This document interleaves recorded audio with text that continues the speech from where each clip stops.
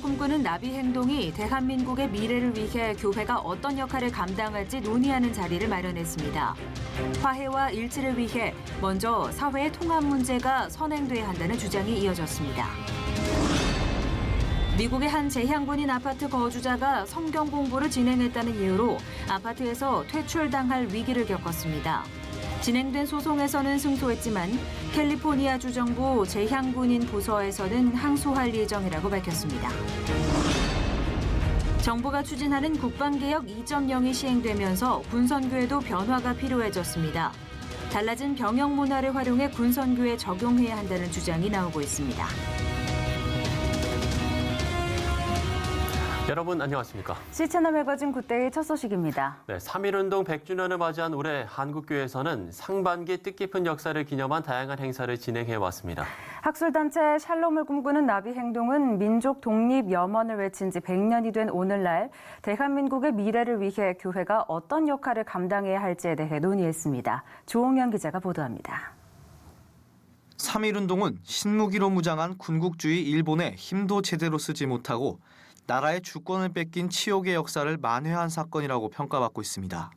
또 20세기 초 조선이라는 나라를 본격적으로 세계에 알리면서 조선 민족에게 자주적인 독립 정신이 있다는 것을 만방에 알린 일로 남아 있습니다. 김영한 샬롬을 꿈꾸는 나비행동 상임 대표는 3.1운동은 당시 소수 종교였던 기독교가 앞장서게 되면서 전 국민운동으로 확산된 것이라고 밝혔습니다. 김영한 대표는 기독교가 100년 만에 우리나라 1위 신도수를 기록하고 있는 이유는 바로 민족의 아픔과 애환의 역사를 적극적으로 함께 해왔기 때문이라고 강조했습니다.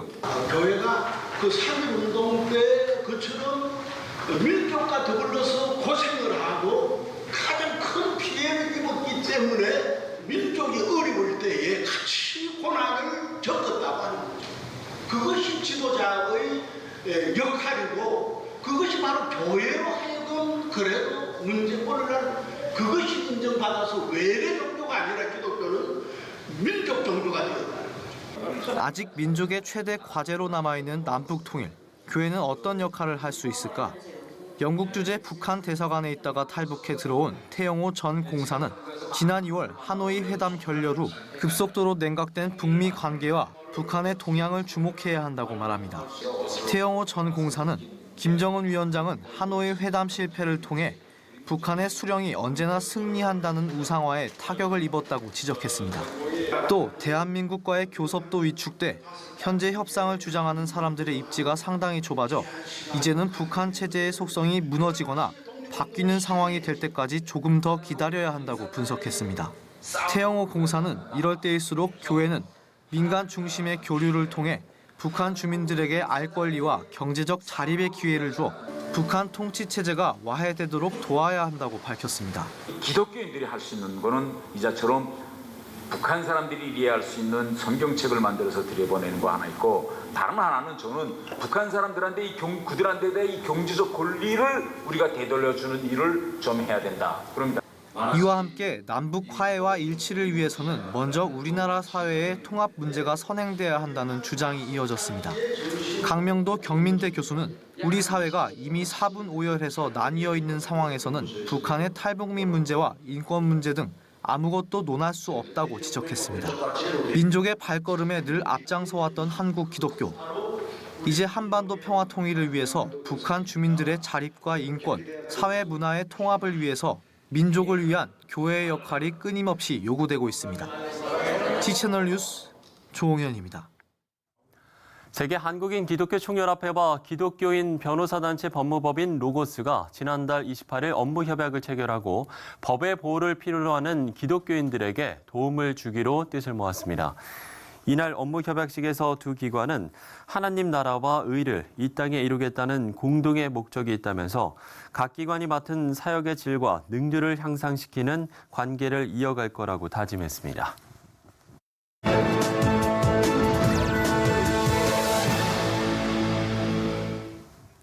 우리나라의 현충일처럼 미국에도 군인들을 추모하는 날이 있습니다. 그런데 올해 미국 현충일 즈음에서 달갑지 않은 소식이 들려왔습니다. 네, 미국 재향 군인들이 사는 아파트에서 진행한 성경 공부 때문에 거주하던 재향 군인 가족이 퇴출될 위기에 처해 있었다는데 왜 이런 얘기가 나온 건지 미국 현지의 주성철 목사 전화 연결해서 들어보도록 하겠습니다. 자, 목사님, 다른 나라도 아니고 기독교 국가인 미국에서 성경 공부를 했다고 불이익을 당했다는 게 이게 언뜻 이해가 가지 않거든요. 어떻게 된 일입니까? 예, 그렇습니다. 미국에서는 현역 군인과 재향 군인에 대한 대우는 매우 대단합니다. 아티스란 노인은 얼마 전까지만 해도 세계 2차 대전 때 참정 용사였던 남편과 함께 캘리포니아 주정부 재향군인 노인 아파트에 거주했습니다.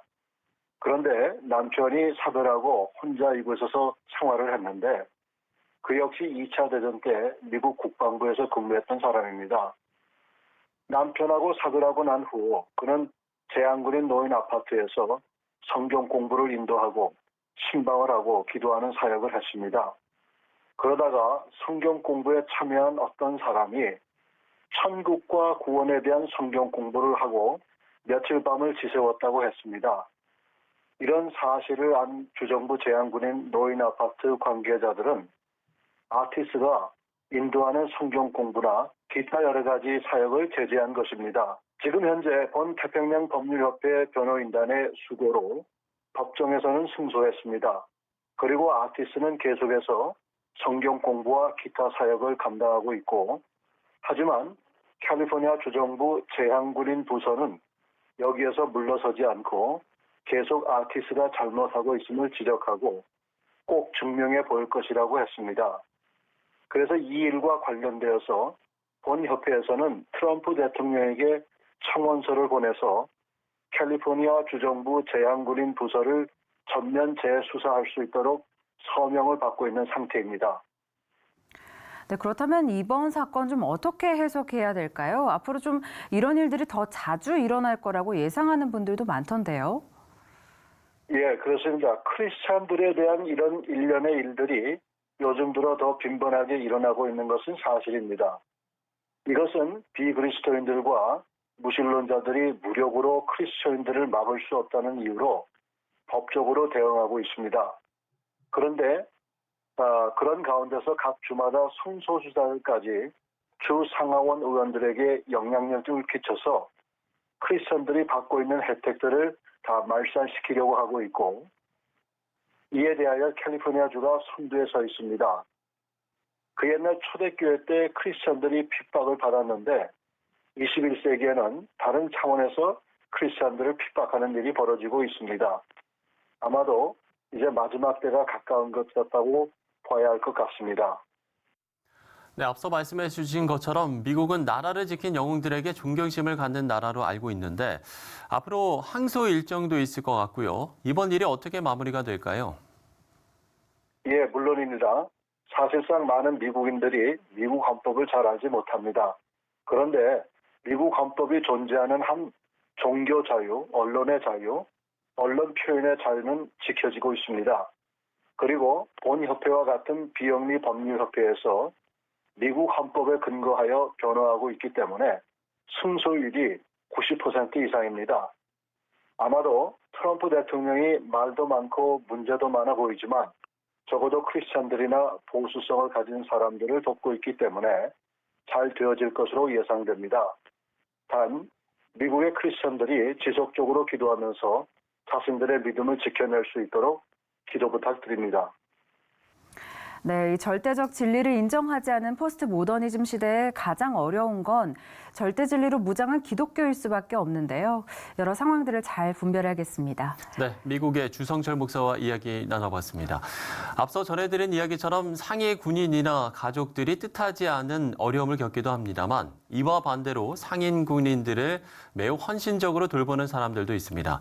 강력한 토네이도로 많은 피해가 있었을 때도 이들의 섬김은 빛을 발했습니다. 미국에서 전해온 소식입니다.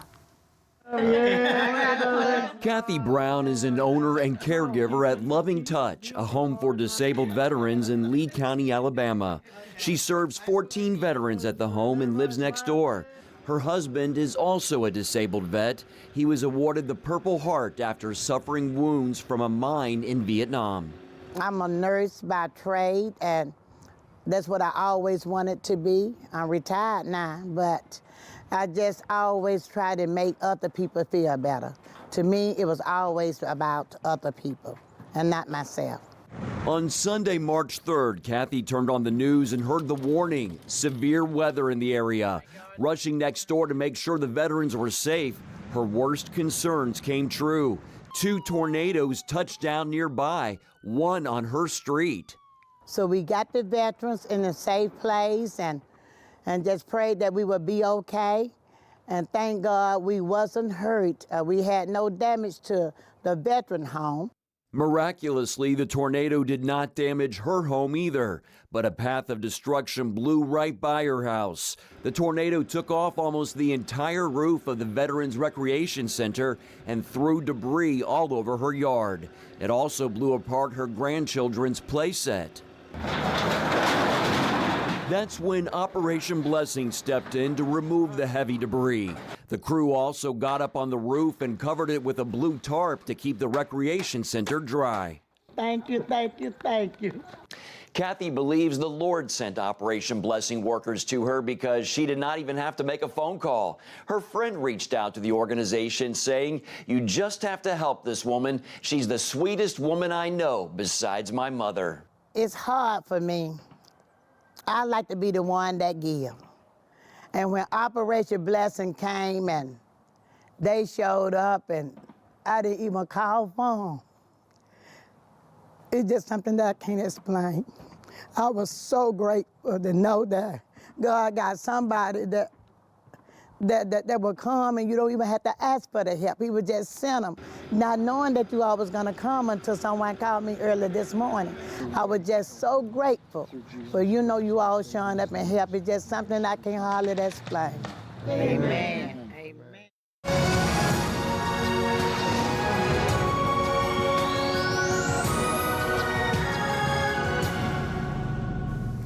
판문점 하면 한반도 분단의 상징으로 여겨졌지만 이제는 평화를 뜻하는 장소로 기억되지 않을까 싶습니다. 네, 호국 보훈의 달 그리고 현충일 6월에 생각하는 평화의 무게는 좀 남다른데요.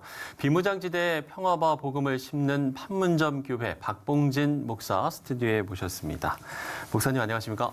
반갑습니다. 네, 안녕하십니까. 반갑습니다. 반갑습니다. 네, 판문점 교회 좀 먼저 행정구역상으로 어디에 좀 위치해 있나요? 판문점 교회는 자유로 끝지점에 보면 임진각이 있는데요. 네. 거기 통일대교를 지나서 한 9km 정도 들어가면 JSA 부대가 있고 대성동 자유의 마을이 있습니다. 우리나라의 DMZ 안에 있는 유일한 마을이죠. 네. 그렇군요. 분위기는 좀 어떤가요? 지난해 9.19 군사합의에 따라서 6월 1일부터 판문점 남측 지역의 민간인에게 개방이 됐다고 하는데 현재 좀 분위기는 좀 어떤지도 좀 이야기를 해주시죠. 네, 대통령 회담이 있은 이후에 현재 판문점 회담 장소는 JSA 장병들이 비무장으로 근무하고 있는데 이것은 큰 변화이고요. 네. 지금 대성동 마을이나 판문점 교회 여기는 현재 무장을 하고 근무하고 있습니다. 그렇군요.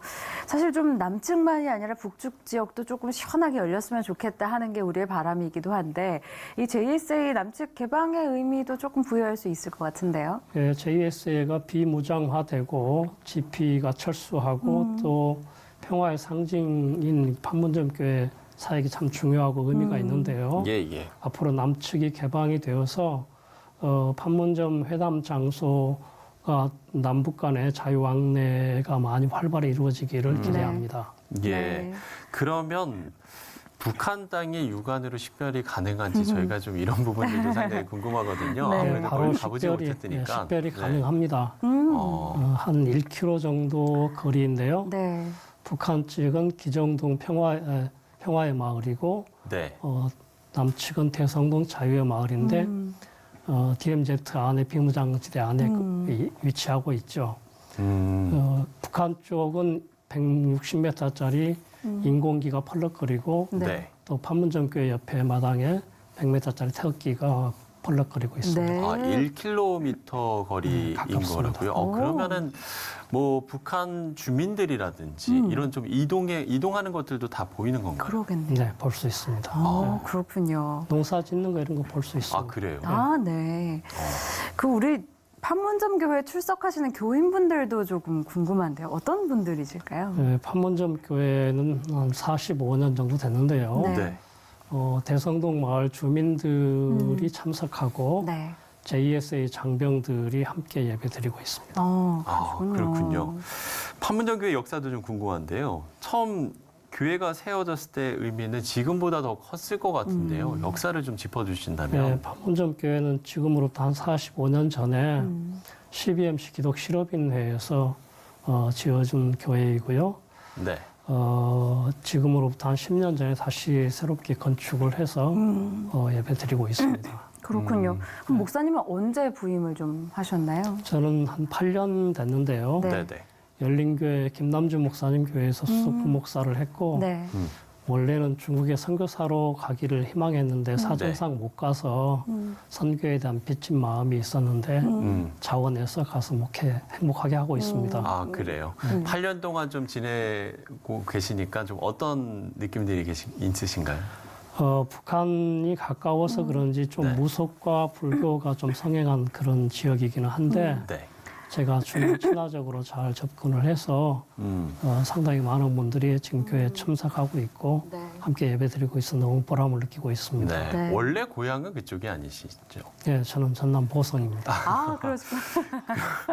네, 상당히 먼 거리로 이제 네, 그렇습니다. 네, 사역을 하고 계신데 좀 처음에 갔을 때는 아무래도 이제 북한과 가까이 있다 보니까 좀 무섭거나 이런 네, 많이 느낌도 좀 있었을 긴장되고 것 같기도 한데요. 교회에서 잠자는 것도 좀 꺼려하고 그러는데요. 하여튼 북한을 바라보고 있으니 마음이 참 이상합니다. 그런 마음도 어쨌든 있을 저는 것 같네요. 북한에 있는 그리스도인들을 하나로 보고 네네. 남쪽에 있는 모든 교인들을 하나로 보면서 중간에 끼어서 중보 사역을 잘 감당하고 있습니다. 예, 그렇군요.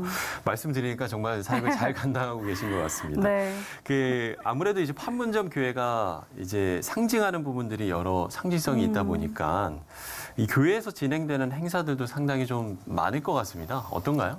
1년에 가장 중요한 행사는 CBMC와 왕십리교회 그리고 에스더 기도회 군 장병들 또 외국인들 많이 모여서 성탄 연합 예배 드리는 행사가 있고요. 예. 그리고 평화통일기도회는 1년에 몇 차례 정도 시행하고 있고 행복축제도 전도 행사로 진행하고 있습니다. 특별히 중요한 것은 에스더 기도회라고 네네. 정영숙 권사님과 함께 여러 권사님들이 오셔서 한 30여 년째 한 달에 한 번씩 평화 통일을 위해서 기도하고 있습니다.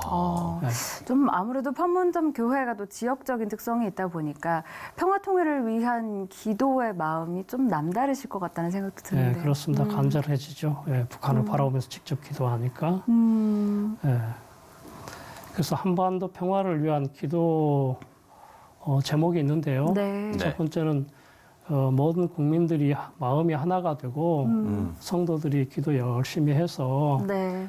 남북한이 어서 빨리 평화 통일이 되었으면 좋겠고요. 네. 또 작은 바람은 대성동 마을 주민들 한 분 한 분 주님께로 인도하고 JS의 장병들을 복음으로 잘 양육해서 좋은 성도 만드는 것이라고 할 수 있겠습니다. 네. 마지막으로 짧게 한 가지만 더 여쭤보면 목사님 개인적으로도 이렇게 판문점 교회에서 목회를 하시면서 드는 어떤 비전도 있을 것 같아요. 그런 비전도 함께 나눠주시면 좋을 것 같습니다. 믿지 않는 성도들을 한 분 한 분 전도해서 주님의 말씀으로 잘 양육해서 예수님의 제자 만들고 또 장병들에게도 하나님의 말씀과 바른 세계관을 잘 가르쳐서 주님의 사람 된다면 그 보람이죠. 그게 가장 큰 보람이겠죠. 예, 그렇습니다. 예, 알겠습니다. 저희도 또 목사님을 위해서도 기도하도록 하겠습니다. 네. 최근에 이 남북 또 북미 관계가 상당히 교착 상태인데 한반도의 평화의 시계가 다시 좀 부지런히 움직일 수 있었으면 하는 그런 좀 바람까지도 저희가 가져보겠습니다. 네, 판문점 교회를 담임하는 박봉진 목사와 이야기 나눠봤습니다. 목사님 오랜만에 고맙습니다. 감사합니다.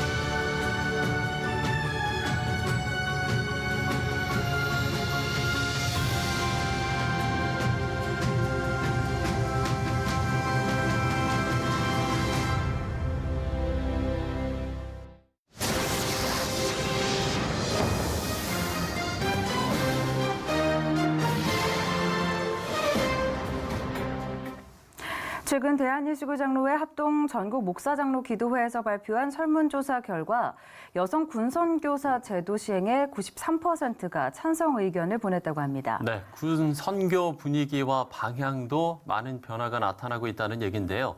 현충일을 보내면서 군 선교 관련 이야기 나눠보도록 하겠습니다. 한국 군 선교연합회 김대덕 총무 나오셨습니다. 총무님 안녕하십니까? 네, 안녕하십니까? 네, 안녕하십니까?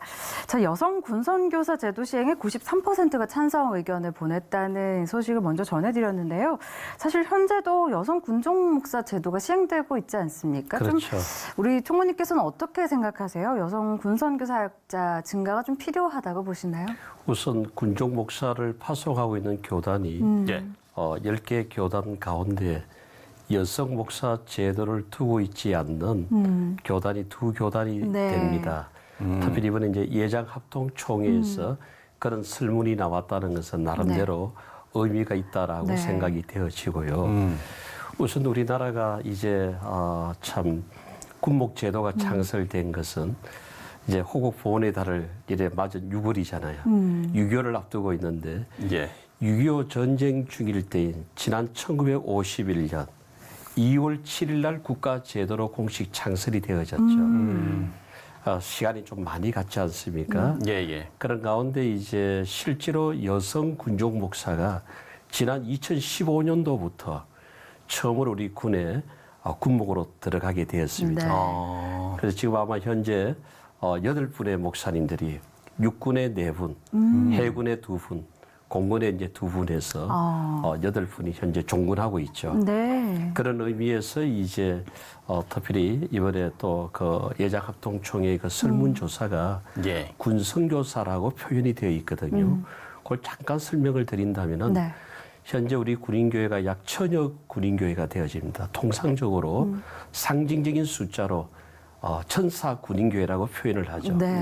그 가운데 이제 현역 군종 목사님들이 약 한 260여 분들이 그렇게 사역을 하고 계시고 주로 이제 우리 장병들이 머무는 곳이 대대급 군인교회입니다. 그 대대급 군인교회에서 이제 사역을 지원하고 계시는 분들이 민간 성직자, 우리 교회 호칭으로는 군선교 교역자 또는 군선교사라고 호칭을 하고 있죠. 그래서 그와 같은 이제 군선교사 또는 군선교 교육자님들이 약 650여 분들이 대대급 군인교회에서 주일 예배 인도라든가 장병들 상담 활동이나 또는 이제 장병들 위문 활동이라든가 신우의 활동에 대한 지도라든가 이와 같은 이제 군인교회를 선교직 측면에서 또는 이제 양육적 측면에서 귀한 섬김을 다하고 있죠.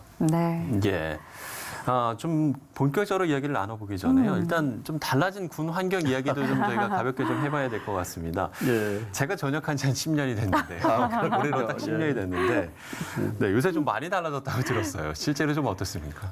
그렇죠. 엄청난 변화가 있었죠. 뭐 지난 6, 70년의 변화보다도 지금 변화, 최근의 변화가 뭐 우선 당장 피부에 와닿는 것이 아마 일반 매스컴을 통해서 많이 표현된 대로 지난 4월부터 핸드폰이 개인적으로 이제 휴대를 하게 되어졌죠. 물론 이제 하루 종일은 아닙니다만은 근무 시간에는 당연히 주어진 본연의 임무에 충실하게 되어지고 이제 일과가 마치는 저녁 6시에 이제 핸드폰이 개인적으로 지급이 되는 거죠. 그리고 이제 점호 때까지 이제 자율적으로 쓰는데 하루 종일 이렇게 핸드폰에 굶주려 있다가 저녁에 이제 핸드폰을 받으면은 생활간의 변화가 대화가 사라지고 오로지 핸드폰에 이렇게 집중해서 그다음 뭐 카톡을 하기를 한다든가 또 SNS를 통해 가지고 정보를 또 읽는다든가 또 내지는 이제 전화를 한다든가 이런 이제 환경의 변화가 가장 이제 변화되어지는 생활간의 하나의 이제 모습이기도 하죠. 그래서 이제 그걸로 인해 가지고 많이 이제 밖에 계시는 분들은 염려하시기도 하고 또 이제 장점도 근데 많지 않겠습니까? 그렇죠. 4월, 5월이니까 벌써 한 2달 지나갔잖아요. 아마 그것도 구조 조정이 되어지는 것 같아요. 지금 이제 한 2달 지난 모습을 또 들어보면은 약간의 그런 변화들이 있다는 것을 보게 되어지는 겁니다. 어떻게 보면은 군 입대 전에 사회에서도 보면은 핸드폰을 다스리는 젊은이들이 있는 반면에 네. 핸드폰에 중독되는 젊은이들도 있잖아요. 네. 그와 마찬가지로 이제 군의 환경에 그동안은 이제 핸드폰이 통제되어져 있다가 새로운 것이 자유롭게 사용할 수 있으니까 얼마나 거기에 대해 가지고 호기심 내지는 내가 평소에 늘 애용했던 것이 병력이라는 환경에서 접하게 되니까 얼마나 네. 그런 기대감이 있겠습니까? 네. 그러다 보니까 이제 이것을 또 긍정적으로 자기 발전을 위해 가지고 사용하는 이들도 있고 뭐 강의를 듣는다든가 네. 정보를 검색한다든가 또 그런 경우들도 있고 또 뭐 어떤 이제 이것이 좀 과잉이 되어져서 본의 아니게 어떤 변경의 상황들이 또 이제 부모님들에게 어떤 생활과 관련해서 근심 걱정 염려를 바로 실시간에 그와 같이 제공되어짐으로 인해 가지고 네. 그게 다른 이제 문제점도 있는데 제가 볼 때는 시간이 지나면은 그렇죠. 우리 다 지성인들이니까 그렇죠. 다 다스릴 수 있지 않겠는가 그런 생각이 되어지고 교회적인 변화가 또 있었다면은 아마 이 핸드폰의 영향으로 인해 가지고 긍정적으로는 네. 우리 모든 신우들에게 혹시 성경 공부 모임이 있다거나 신우의 활동 모임이 있다거나 공지사항들이 네. 실시간에 신속하게 전달되어지는 그런 장점도 있고 네. 또 한편으로는 이제 그것에 매여 가지고 주일 예배에 이렇게 결석이 나온다든가 네. 그런 또 예배 출석이 좀 줄어들었다든가 지금은 아마 이렇게 구조 조정이 되어지는 예. 그런 과정이지 않겠는가 그렇군요. 생각이 되어집니다. 네, 장단점이 굉장히 분명한 것 같다는 생각이 드는데요. 예. 네, 뭐 개인 휴대폰을 사용할 수 있게 됐다는 얘기를 했습니다만 이게 국방개혁 2.0에 포함되어 있는 내용이었잖아요. 그렇죠. 그 밖에 또 어떤 내용들이 좀 담겨 있나요? 우선 뭐 우리 국가적인 이것은 하나의 국가 안보 정책인데 네. 국방개혁 2020이라 해서 이제 그 프로젝트가 이제 진행되는 것은 그만큼 우리의 어떤 국력의 신장이죠. 우리나라가 경제 대국 세계 10위권이지 않습니까? 네. OECD 국가가 되어지고 선진 국가로서 지금 상황에 맞는 그러니까 기술 정보라든가 과학이라든가 이런 것이 워낙 어떤 군대에도 첨단적인 어떤 상황으로 그와 같은 무기 개발이라든가 우리 일반 사회를 보면은 요즘 사회 어느 곳을 가든지 간 우리가 다 감시받고 있잖아요. 네. CCTV를 통해서. 그렇죠. 그러니까 과거에는 우리 어떤 장병들이 직접 24시간 초병 근무를 썼다 하면은 지금 이제 장비들이 들어가서 이와 같은 첨단 시스템을 통해서 환경 변화가 왔기 때문에 네. 거기에 맞는 이제 어떤 군의 환경 변화죠. 예를 들면은 지금 이제 우리 사회적인 이제 문제가 되어졌던 저출산의 문제. 그러니까 이제 우리가 선거적인 측면에서 비전 2020 실천 운동이 시작되던 96년 기준으로 보면은 1년에 들어오던 장병들이 37만이었는데 지금은 얼마냐? 25만이거든요. 네. 그만큼 저출산에서 병력 들어오는 숫자 자체가 줄어든 거죠. 네, 네. 그러다 보니까 이제 예를 들면은 이렇게 참 병력을 우리 장병들의 숫자가 줄어든 만큼 또 첨단 무기로 그것을 커버를 한다든가 네.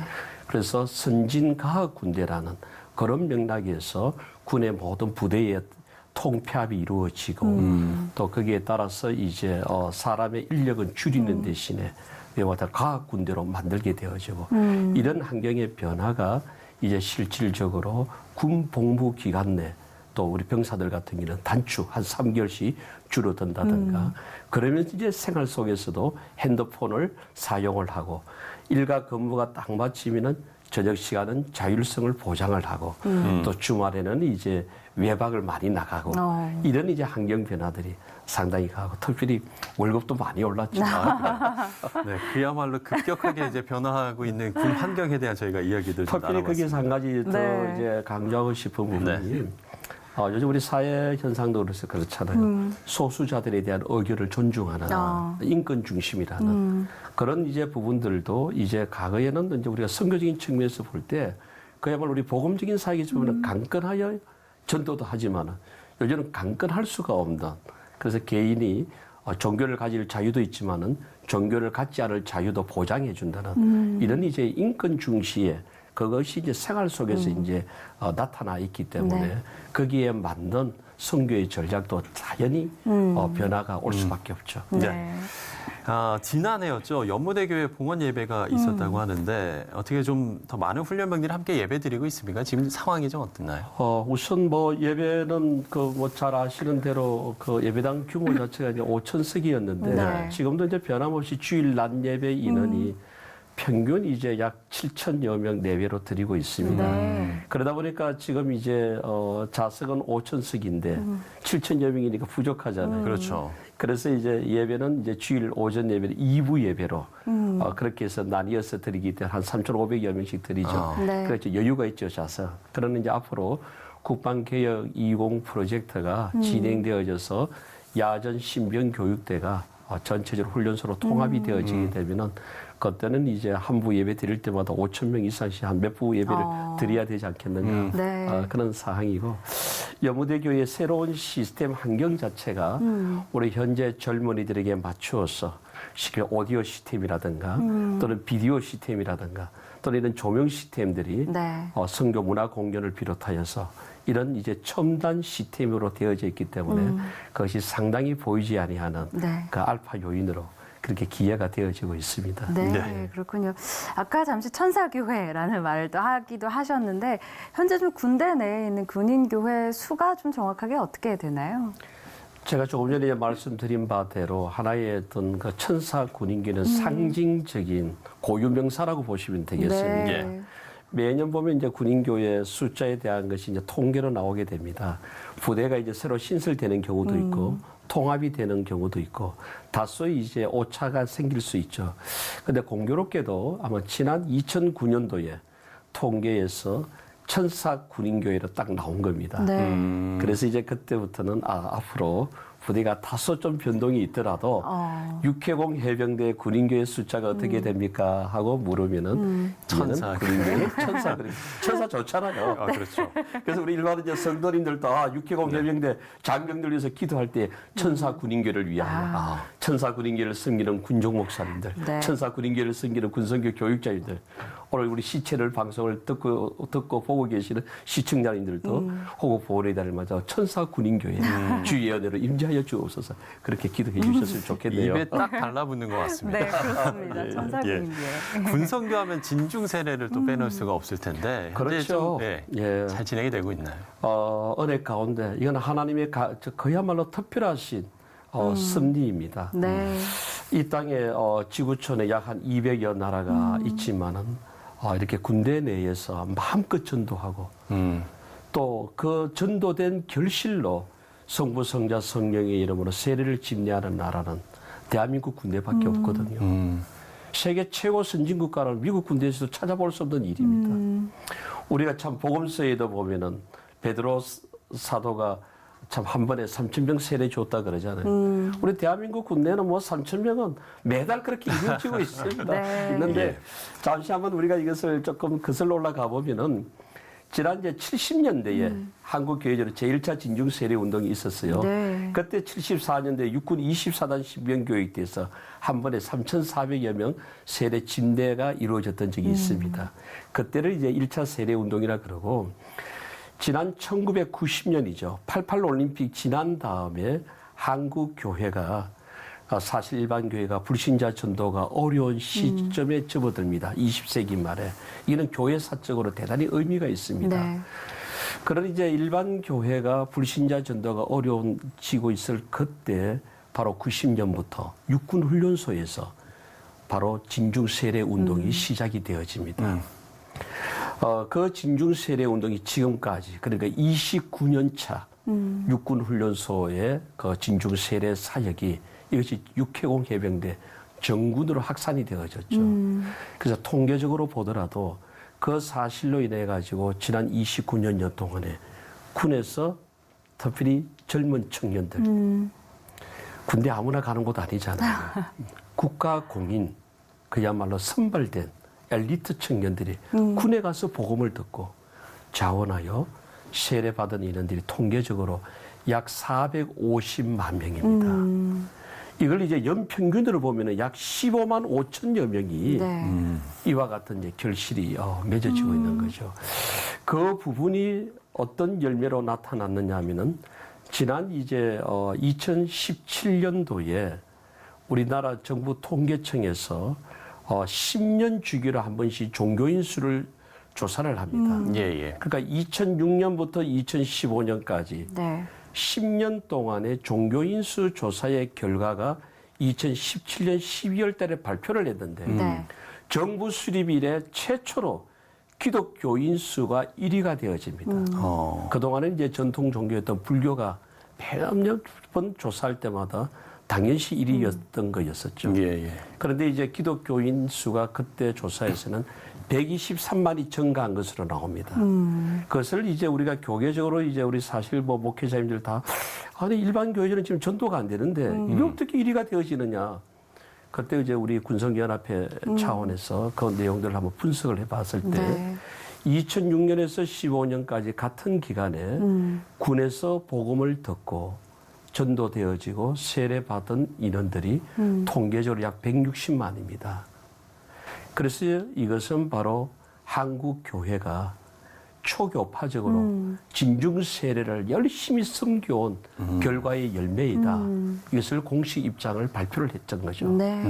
그래서 오늘 이 진중 세례는 어떤 면에서 우리 한국 교회의 다음 세대를 일컫는 청년들을 향한 네. 마르지 않는 물된 동산이 되어서 오늘도 이렇게 호국 보훈의 달을 맞으면서 일반 교회는 여러 가지로 지금 어려움이 있지만 대학 캠퍼스나 또는 이제 우리 지역 교회에서 청년들의 전도의 한계에 부딪힌 또 주일학교가 거의 지금 절반이 문을 닫았다고 하는데 네.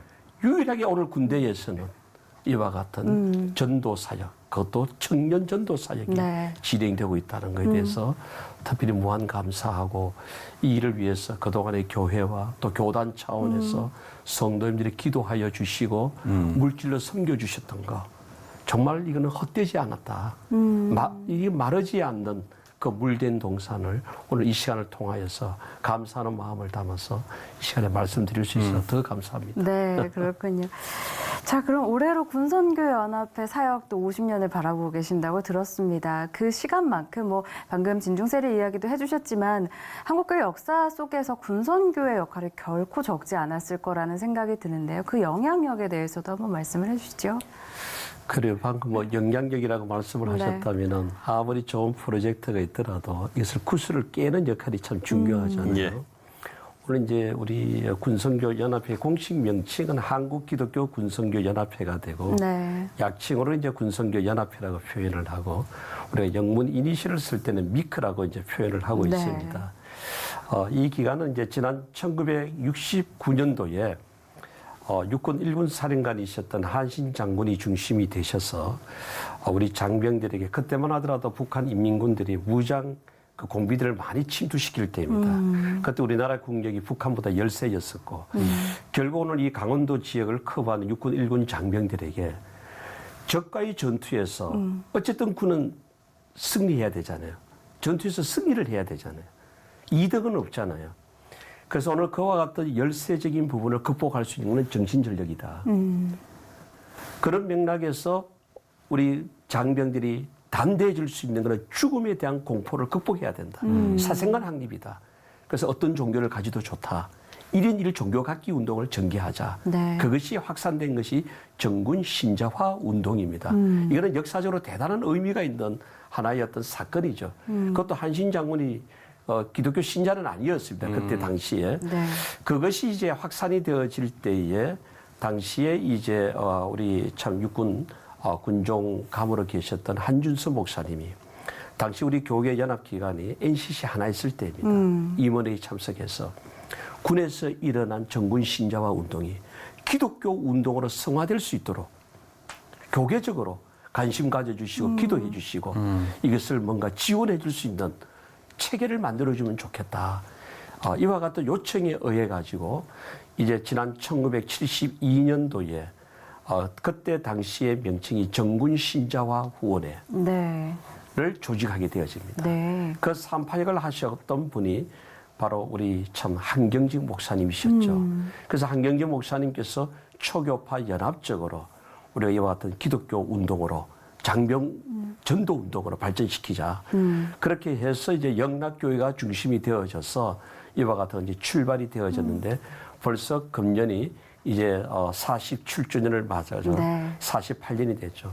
현재는 이제 우리 본회 대표자로는 이제 우리 소망교회 원로 목사님 되시는 곽선희 목사님께서 지난 1988년 사단법인체가 되면서 지금까지 참 귀한 봉사의 섬김을 지도자의 리더십을 그렇게 발휘를 해주고 이제 계시는데 네.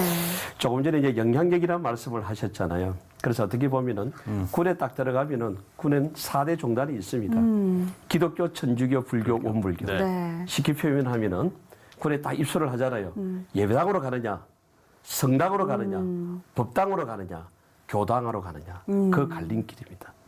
우리 조금 신앙적으로 표현한다면은 진짜 천국으로 가느냐, 그렇지 않게 되느냐는 이런 이제 상한 구조 속에 있는데 네. 이때에 이제 우리가 군종 목사를 파송하고 있는 교단이 10개 교단입니다.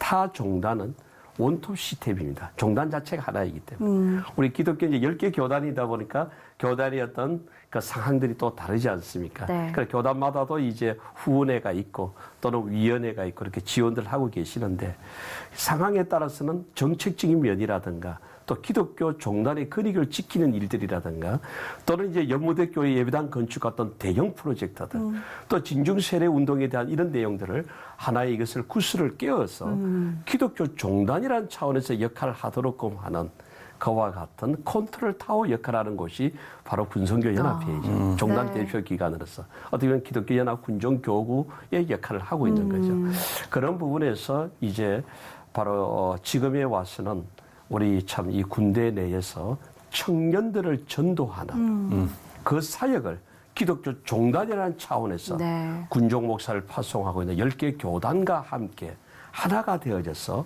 한 목소리를 내면서 한 정책을 갖고 한 방향으로 목적 지향적으로 사역해 가도록끔 그러와 같은 이끌어가는 그 역할이 이제 군성교연합회에서 초교파적으로 이루어지고 있습니다. 네. 예, 그렇군요. 참 다음 세대 사역이 중요해지는 시기인데 네. 참 이런 시대에 군성교의 역할이 더욱더 클 것 같습니다. 네. 모쪼록 물론 뭐 효과적인 군성교를 위한 과제도 있겠습니다만 그런 또 과제들을 위해서 잘 진행이 되도록 저희도 좀 기도하고 또 그런 분들을 위해서 좀 노력해 주시면 좋을 것 같습니다. 네. 네, 한국군성교연합회 김대덕 총무와 이야기 나눠봤습니다. 총무님 오늘 말씀 고맙습니다. 감사합니다. 샬롬을 꿈꾸는 나비 행동이 대한민국의 미래를 위해 교회가 어떤 역할을 감당할지 논의하는 자리를 마련했습니다. 한국교회 목회자윤리위원회가 대형교회 무엇이 문제인가를 주제로 발표회를 개최했습니다. 세계 한국인 기독교 총연합회와 법무법인 로고스가 업무 협약을 맺고 법의 보호를 필요로 하는 기독교인들에게 도움을 주기로 뜻을 모았습니다. 정부가 추진하는 국방개혁 2.0이 시행되면서 군선교에도 변화가 필요하다는 주장이 나오고 있습니다.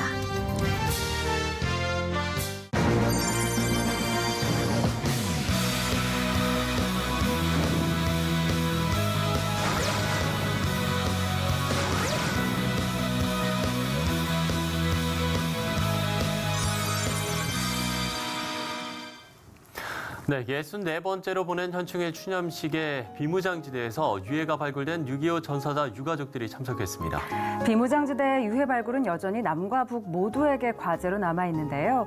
유해 발굴 등 멈춰있는 남북 공동 작업들이 재개될 수 있길 바랍니다. 네, 전쟁의 상처를 남과 북이 함께 치유하는 일에서부터 다시 평화의 길을 만들어가야겠습니다. 시간을 매거진 굿데이 오늘 순서는 여기까지입니다. 시청해주신 여러분 고맙습니다.